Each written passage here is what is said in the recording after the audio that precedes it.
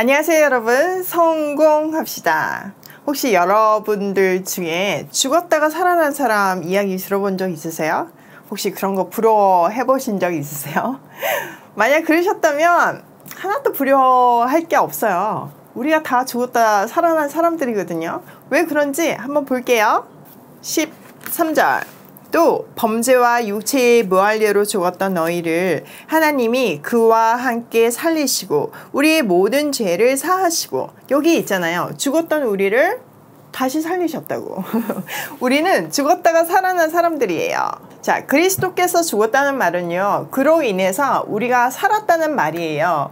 그의 대속의 죽음으로 말미암아서 죄와 또 율례를 받지 않음, 즉 모든 율법에 대해서 우리는 죽었죠. 죽은 것에 멈춘 것이 아니라 다시 살리셔서 모든 죄를 사하여 주셨어요.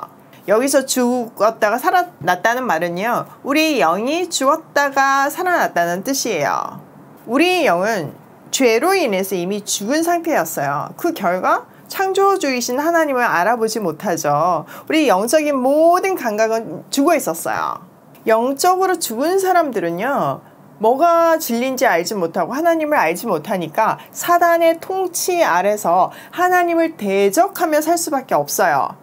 저도 영적으로 죽어 있어가지고 하나님을 대적하다가 지금 살아나서 하나님을 전하는 사람이 되었잖아요.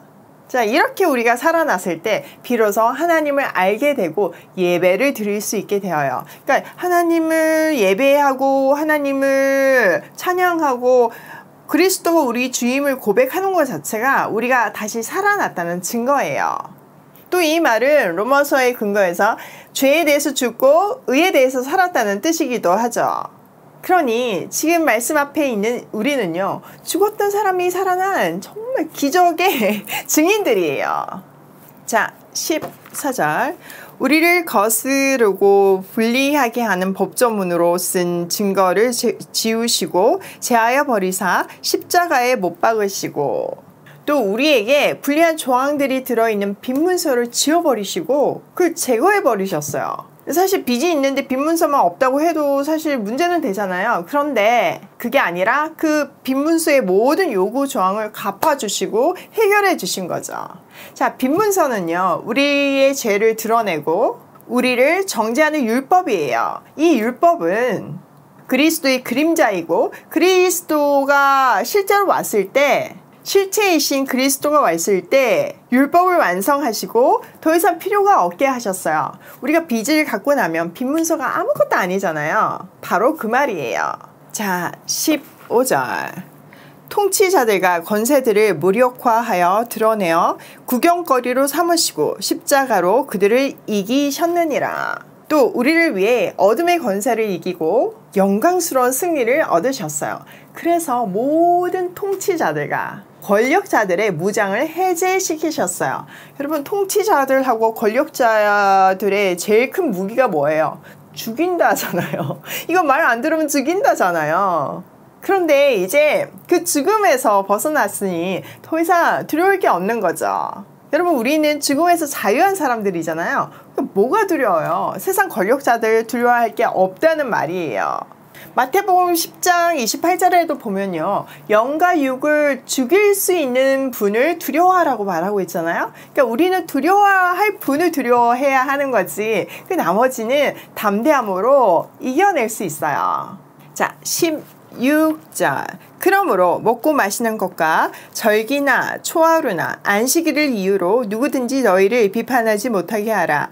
이것들은 장래일의 그림자이나 몸은 그리스도의 것이니라. 자, 이제 우리는요, 어떠한 율법으로도 심판받지 않는데요. 그런 것들은요, 장래의 일의 그림자에 불과했대요. 자, 그리스도가 왔는데도 불구하고 계속 율법을 강조하는 사람들은 뭐예요? 네, 그림자들을 가진 사람들이에요. 우리는 실체를 가졌는데 말이죠. 그리스도가 실체잖아요. 자, 우리가 누군가를 간절히 기다린다고 생각을 해보세요. 그분이 언제 오실지 모르고 그분이 꼭 오셨으면 좋겠어요. 그런데 그분의 그림자는 우리가 보여요. 그때는 그 그림자만으로도 반응을 하고 그 그림자에 집중할 수밖에 없죠. 그러다가 기다리던 실체가 짠 하고 나타났어요. 근데 여전히 그림자에 반응하는 사람이 있을까요? 당연히 실체에 반응을 하죠. 근데 그걸 못 깨닫고 여전히 그림자만 붙들고 있는 사람들은 어리석은 사람들이에요. 지금 그 얘기예요. 자, 18절. 아무도 꾸며낸 겸손과 천사 숭배를 이유로 너희를 정죄하지 못하게 하라. 그가 그 본 것을 의지하여 그 육신의 생각을 따라 헛되이 과장하고. 자, 당시에는요 천사 숭배자들이 있었어요. 천사는 뭔가요? 네, 죄인인 사람이 거룩하신 하나님께 나아가지 못하니까 천사를 메신저로 사용하셨죠. 그런데 그 메신저인 천사를 만난 것 자체가 사람에게는 교만이 되었어요. 그거 다 쓸데없는 일이라는 거죠. 왜요?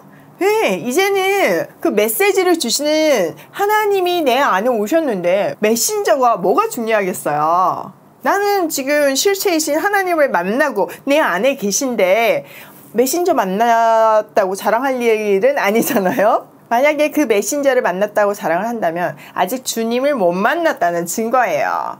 여러분, 겸손도 마찬가지예요. 하나님이 없는 겸손은요, 죄성 있는 우리를 더 교만하게 만들 뿐이에요. 자, 19절.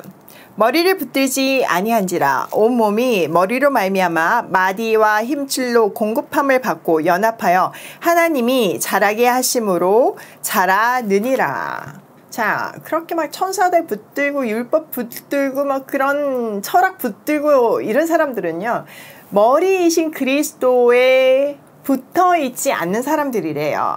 온몸을 머리이신 그리스도로부터 각 마디와 힘줄을 통해서 영양을 공급받아야 하고 또 서로 연결되어서 하나님께서 자라게 하시는 대로 자라나야 하는 거잖아요.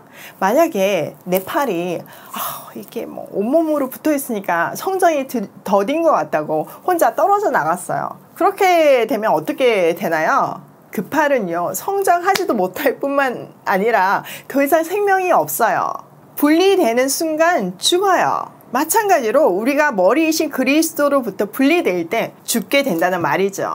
우리가 살아가는 데 필요한 모든 공급과 또 모든 은혜는 머리이신 그리스도로부터 공급을 받아야지만 우리가 정말 제대로 성장하고 그리스도의 장성한 분량까지 자라날 수 있어요. 바울은 이렇게 우리가 그리스도로부터 받은 영광, 특권들이 무엇인지를 다시 한번 말한 다음에 그렇지 않은 사람들에 대해서 경고를 하고 있는데요. 20절 볼게요. 너희가 세상의 초등학문에서 그리스도와 함께 죽었거든 어찌하여 세상에 사는 것과 같이 규례에 순종하느냐. 곧 붙잡지도 말고 맛보지도 말고 만지지도 말라 하는 것이니 이 모든 것은 한때 쓰이고는 없어지리라. 사람의 명령과 가르침을 따르느냐. 이것들은 자의적 숭배와 겸손과 몸을 괴롭게 하는 데는 지혜 있는 모양이나 오직 육체를 따르는 것을 금하는 데는 조금도 유익이 없느니라. 바울은 진짜 안타까워해요.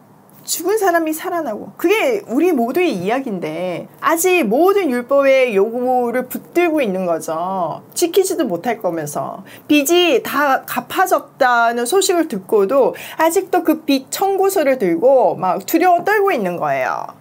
또 죽인다고 협박하던 모든 건세 잡은 사람들로부터 우리는 자유함을 받았는데도 아직 그들을 두려워하고 숭배하고 있는 거죠. 바울은 아직도 여전히 두려움 속에서 헛된 것들을 붙들고 있는 그 골로새 사람들을 또 지금 이 시대의 사람들을 너무너무 안타까워했어요. 그들이 막 목숨처럼 붙들고 있는 것은요, 인간이 만들어낸 전통과 간습에 불과했고요.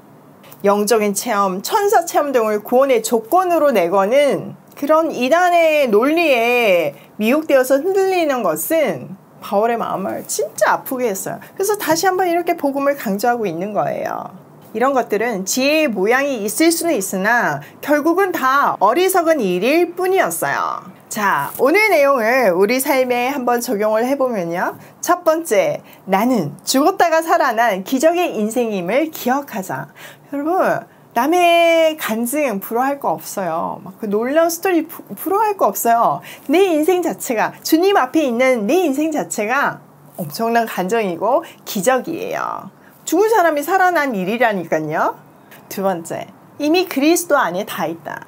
여러분, 우리가 살아가면서 필요한 모든 필요, 모든 능력, 모든 힘, 이런 것들 다 주님 안에 있어요. 모든 충만이 주님한테 있고 모든 보화가 그리스도 안에 숨겨져 있어요. 여러분, 그것만 알면요, 인생이 달라질 수밖에 없죠. 세 번째, 일상의 기적을 체험하자. 여러분, 이 복음으로 사는 사람들은요, 일상에서 기적이 일어날 수밖에 없어요. 왜냐하면은 나는 너무 평범하지만 내 안에 역사하시는 하나님은, 그리스도는 위대하시기 때문이에요. 그분의 능력이 대단하시고 그분은 하나님이시기 때문에 내가 그분의 구주로 모시고 살면요, 내 일상이 기적이 될 수밖에 없죠.